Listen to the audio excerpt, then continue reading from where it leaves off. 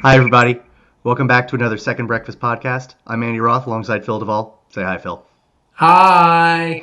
And today we are doing another Project Melway. Project Melway, brought to The you by. Gibsonian Institute. You're welcome, Phil. You're welcome. I do not look a gift horse in the mouth. Today we are discussing the magnum opus Tim. Tim. I don't know what happened because we got to see Mad Max and it was like, oh, good. We get to start watching good movies. And then Tim And happened. then Tim happens.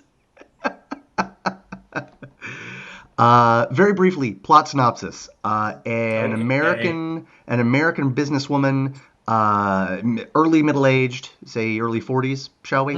Early mid 40s. She's living in Australia and hires, let's just call a spade, a dim-witted young man to. I don't think to be clear, to be fair, I think that's not even. I mean, he's a mentally retarded person. I mean, he is developmentally disabled, and That's it's fair. They're very fuzzy over if something is clinically wrong with him. They're just like, well, he's not the full quid, is what they keep saying, full quid. which is But just infuriating. Um, and yeah, and okay, and he's very young and he's very pretty because he's played by young and pretty Mel Gibson. gorgeous. Yeah, Yeah, yeah, yeah, right. yeah. And And they just and they completely like they trump like they really make a point of being like. I mean, the first time you see him, okay. Do you guys know how like in the? Would you remember when gay pride parades first started happening? Like when they first started being a thing that you were aware of on the news, whether you liked them or not. sure, I don't know where they'd fall in people's rankings of things that happen, but they would always show this shot of like a really, really, really muscular gentleman. We'll call him a gentleman with like really short shorts and like a really tight shirt, always just being like, "Hello." dressed like an NBA player from the 1970s, Yes, like the that's really short. basically how Mel Gibson dresses, especially at the beginning of this movie. He's wearing the Yes, shortest shorts I have ever seen. it's I mean, true. it literally was like if he stepped out of a 1980s gay pride parade and then just walked right onto the set of this film, people would be like, "You're ready, go." Get done. Little powder and poof, you're done. So stunningly, like you. I hope everyone is sitting down because the plot twist I'm about to tell you will just floor you. They fall in love. Yeah. Yes. Um, and that's it. So let's get right to it. Tim is played by Mel Gibson. Can I say something though? You just Yes, said, and that's about it. Andy's right. That's the plot. it's true. It's an hour and a half long movie, and it's basically, hey, this middle aged woman falls in love with a developmentally disabled slash dim witted slash mentally retarded 20-year-old gorgeous person, Let's. and that's the movie. Well, it's interesting that you say that because you say it's an hour and a half movie, and that's not technically accurate. Okay, I did some research into this. Wikipedia, IMDb, and Netflix all list Tim as a 109-minute movie, which is an hour and 49 minutes, right? Yes. The movie, which A, starts out like a PowerPoint presentation, like visually, and I think the DVD, tell me if I'm wrong, it's a transfer from a VHS copy. Am I wrong Oh my about god, that? yes. Like you Definitely. see like the static lines, and you're like, what am I watching? It is definitely a DVD transfer of a VHS copy of a movie. It goes to credits at 81 minutes. An hour Yeah. and 20 minutes, hour and 21. Uh, and and let me just tell you, this is not Lord of the Rings or Avatar, where the credits are 30 minutes long. No. Okay, this is not that thing. So Phil and I are of the opinion that somewhere out there there's a director's cut that's 25, 30 minutes longer, where the movie actually makes sense. Um, Andy, in the church, we talk a lot about mercy and grace. And one of the great things about mercy and grace is it's a mystery. We don't quite understand where this grace comes from. Sometimes God just gives you gifts. And what I try to do is I try to train myself and the people that I work with to accept those gifts and be grateful for them. So for me, when the movie ended, I didn't have a question in the world. I that's was just fair. like, well, another gift from God. Thank you. And Um, I went about my merry way. Indeed. So let's talk. So this movie starts. Can you imagine what 20 extra minutes could have been of like what they could have like what could they have added to a plotless film for 20 minutes? This I do not use this. I do not use this term the way I normally use it, but it is in some sense a perfect movie. It is complete in and of itself. It is perfect in that sense. And here's the other thing: is we're making fun of this movie because it should be made fun of, and we're saying it has no plot because it doesn't. But the thing is that we were talking a couple weeks ago about Summer City. This movie is, and let me be clear in saying this, head and shoulders above Summer City. Oh, It's a so film. much better. Well, look, It is coherent. It is you can watch the movie and go, I know what's happening, not only and that, there not are only that. actors in it. But the two leads, which you've got Mel Gibson, obviously, and then you have Piper Laurie, which depending on your age and genre loves, you either know as the creepy hyper religious mother from Carrie, Right. or you know as the ill-fated girlfriend of Paul Newman in The Hustler. Oh yeah, well said. Yeah, Yeah. and those are, I mean, she is a consummate professional. She's been acting for decades, but those are her two biggest roles. Yeah, Phil. My introduction to Piper Laurie was through the Corey Feldman, Corey Haim body switching movie Dream a Little Dream, which also starred Jason Robards. You're welcome. It's funny. I feel like my life has frozen, like my computer is wont to do. I can't. It I goes need to back reboot to that for a second. it goes back to my whole thing about why I'm not like a movie geek like other movie geeks is Uh-huh. I don't have a specific canon of films I watched. It's Sure. just that in the 80s everything that came out I tried to put it into my brain. It's fair. So It's fair. Dream a Little Dream. Fantastic. Stunningly, we're not here to talk about the Coreys, although definitely a subject for a future podcast because I love the Coreys. Dream a Little Dream is streaming on Netflix. I just checked the other night. Continue. Great. So I want to talk about Mel's performance. So just to put a bow on that, Mel. both of them are very good. They're just Yeah. Oh, yeah. they just know how to act, and they're Yes. both good at it, and they Yes. do a nice job. Yes. Mel, and where he sort of falls short is I hesitate to put it on him. Hollywood has this thing where if you are quote unquote slow or mentally retarded or developmentally disabled in some way, the response to that is to turn happy all the time. And Yeah. like that's You what mean you do. so Mel's character development is that he skips everywhere. There's a Prances. scene- Literally prances. Literally prances. The scene where they go to the beach the first time and he is wearing a tiny bathing suit, ladies, and Ladies and many, many gentlemen, you will enjoy this. bounds into the surf. He's basically a puppy. He plays Tim as if Tim were a puppy, and Yes. and it's kind of adorable. On the way down to the beach, she's driving in like this sort of open air Jeep thing, buggy, Yeah. I guess, and he's like standing up and he's like, tell me I'm wrong, Phil. Tell me I'm No, wrong. I can't dare tell you you're wrong because you're right. Are we going to the beach? Can we go to the beach now? We go to the beach? Totally. Yes. And there's literally a conversation where he's like, I'm gonna go swimming. And she's like, no thanks. Like, oh, you gotta come swimming with me. You know, please come swim with me. Please come swimming with me. And she's like, no, If you don't go swimming with okay. me, I shall be sad.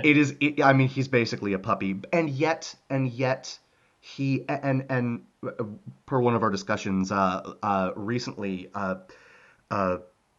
chameleon versus personality acting. This is clearly two examples of personality acting, both him and Yeah. Piper Laurie, but they're great. They're great, Yeah. and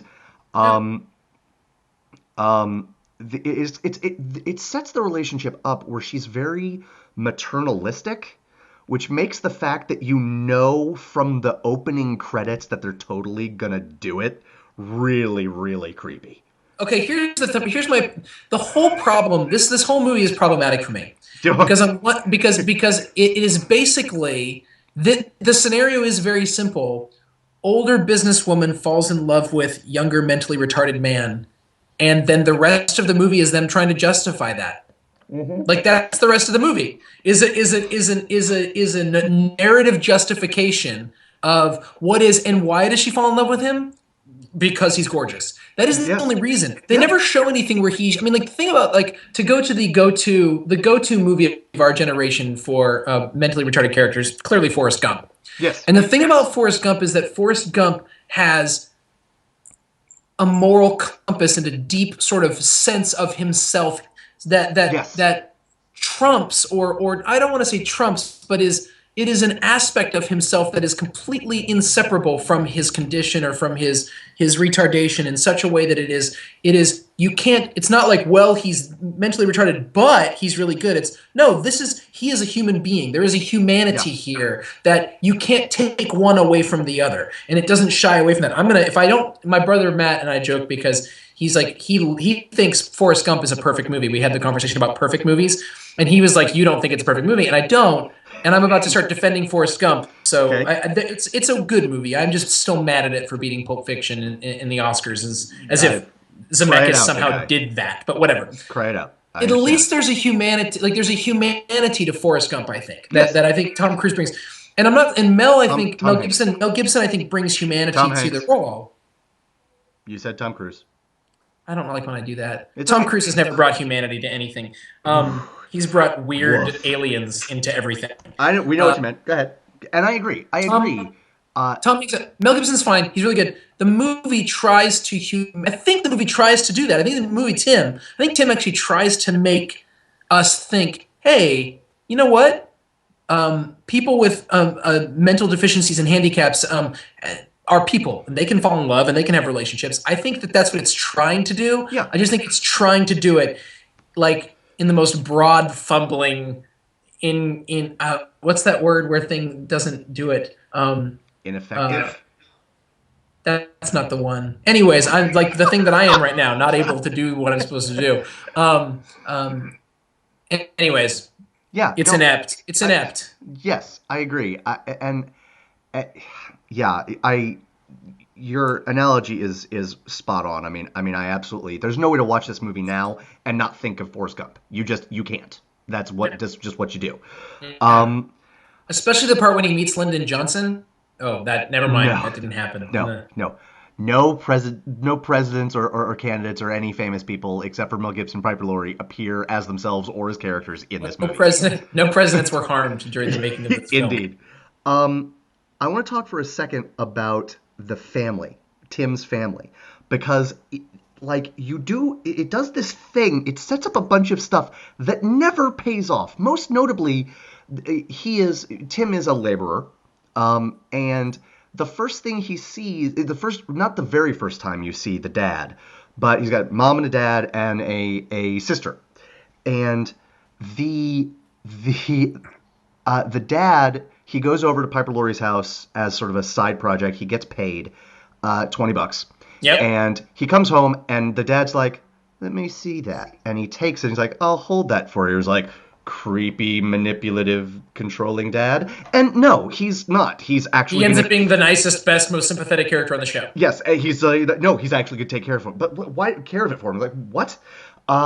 Then there's this. Then the sister in a subplot that must be fleshed out in the director's cut with the missing half hour. She gets engaged, and the way it happens is absolutely brilliant because they literally her parents literally start the conversation with her going, so how about all of your boyfriends or something to that effect? And she's like, well, which one are we talking about now? And she's like, right. The one that picked you up tonight. And and her response is, oh, well, we got engaged tonight.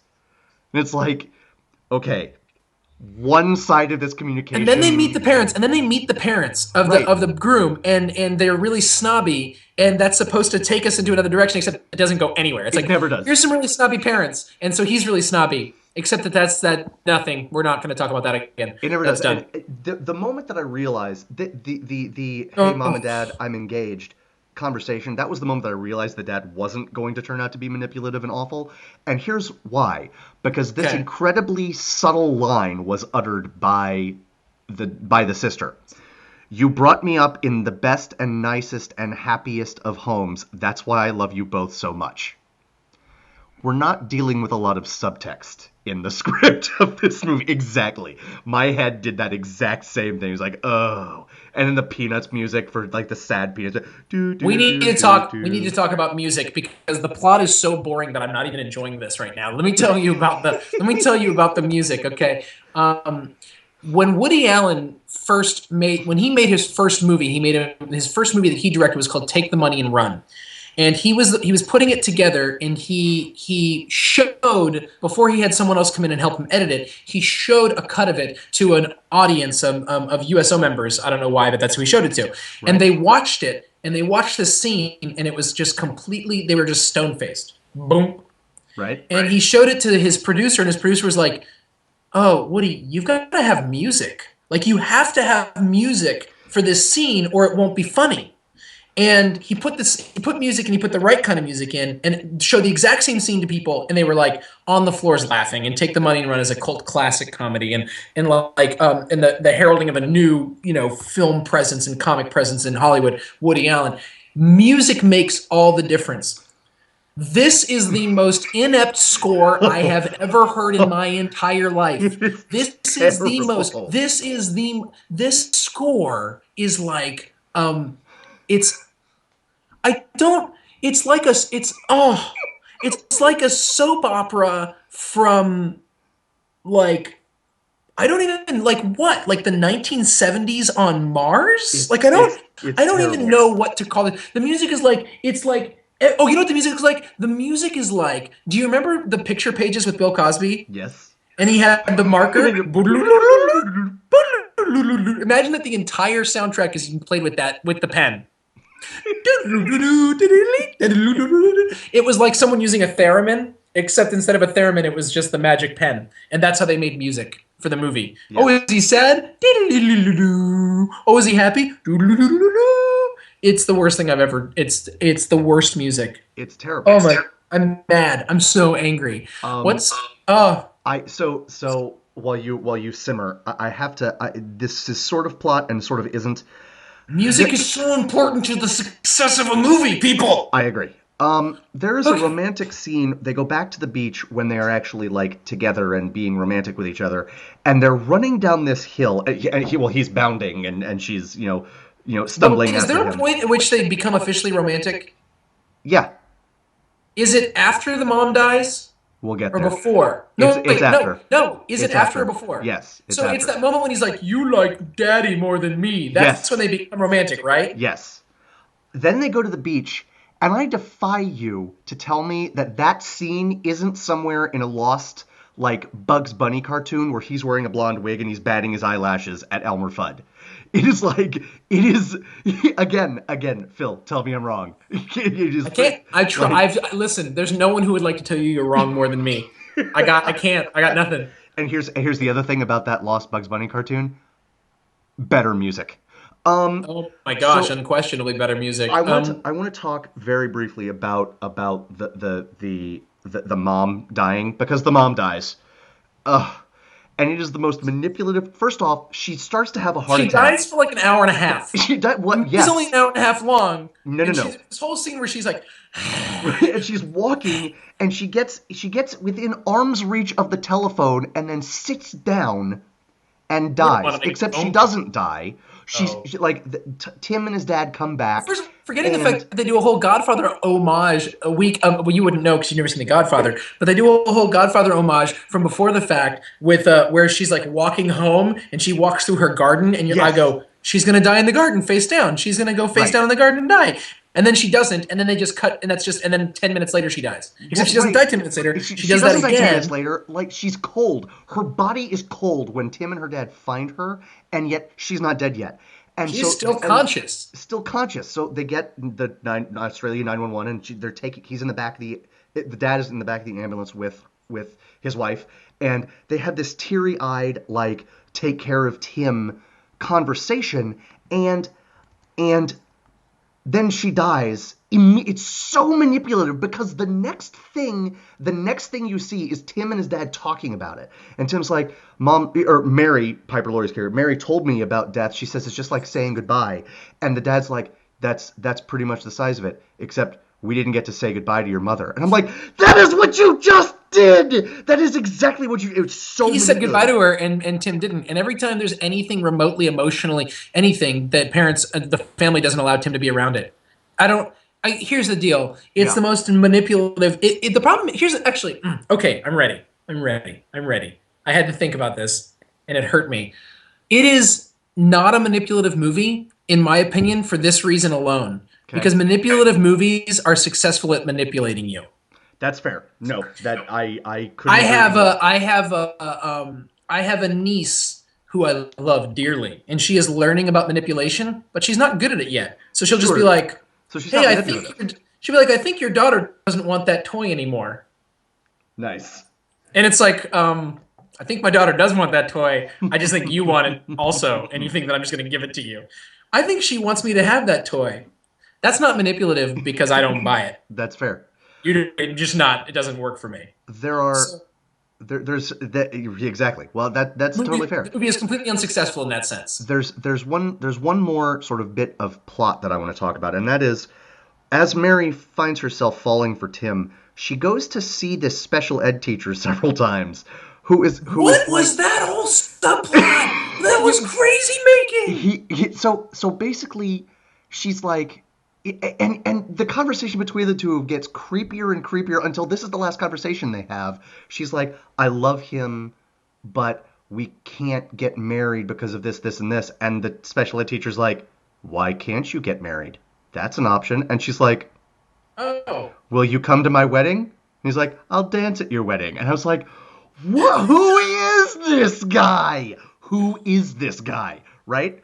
He looked a little bit like the Unfrozen Caveman Lawyer, or like one of the Geico cavemen. Yes. Like, I don't know who he is, but how can he help me with my insurance? The last thing I want to say about this movie, and we've got to wrap up because I just can't talk about Tim anymore. Piper Laurie is flat out fetching in this movie.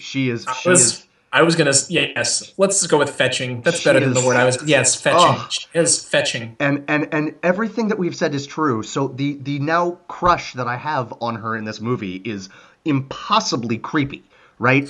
Think about it this way: Andy has a crush on it. She is so fetching in this film that this movie, which is terrible in every way, her character has no real development whatsoever. And Andy now when he sees her will be like, Piper Laurie. And where does it come from? From this movie. That means it's like she's double fetching.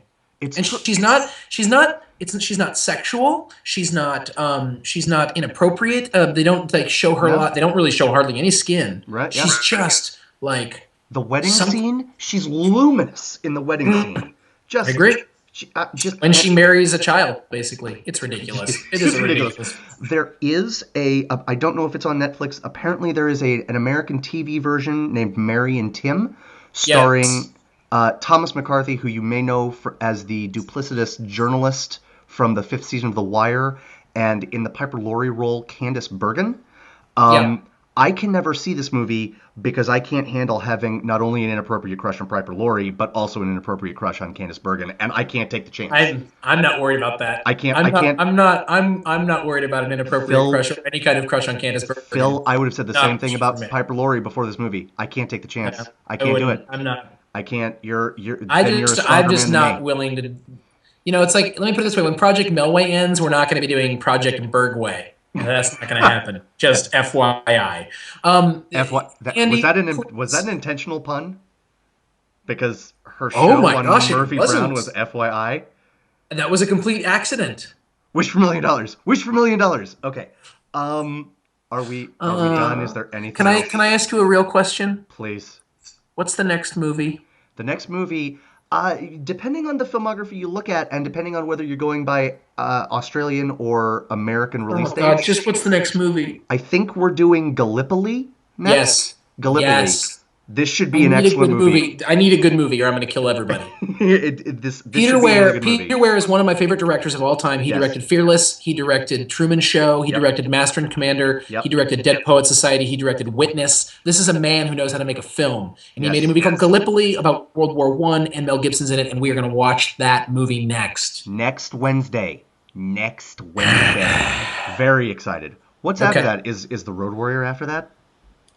Yes. Oh, next 2 weeks, Gallipoli and Mad Max 2, The Road Warrior. Set your Netflix queues, baby. And then we're It's getting into a on. magnum opus called Attack Force Z. Oh God, I'm so excited. I'm just so excited. I don't even know if that's any good, but the next two movies should be splendid. Yes. Yes. This is our last content for the week. Have a lovely Thanksgiving and a great Friday after Thanksgiving. Yes. We will Agreed. we will see you next week. This has been another installment of Project Melway. Given to you by the Gibsonian Institute. I still hate Phil. I'm Andy Roth. That's Phil Duvall. Happy Thanksgiving, everybody. We'll Bye. see you soon. Bye.